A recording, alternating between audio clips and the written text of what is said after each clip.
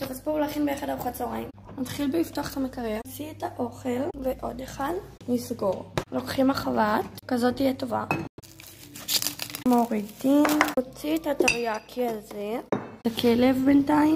בעלו איזה תנור קיצר, נשים את האורון, מדליקים את האש ושופכים טריאקי. כף מת, מורחים טוב טוב, ככה זה צריך להישמע. מזלג מאוד יעזור לכם. נשים את כל התוספות ולתנור. תראו את העוף שלנו, איזה ריח. נחבר ונביא לצלחת. טעמתי קצת, ממש טעים. רק אמא שלי משאירה לי פתקים בבוקר. הנה הטרקי שגם.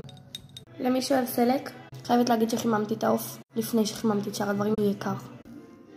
יש לי גם מרק, תראו את המקרר, ואז פשוט תאכלו.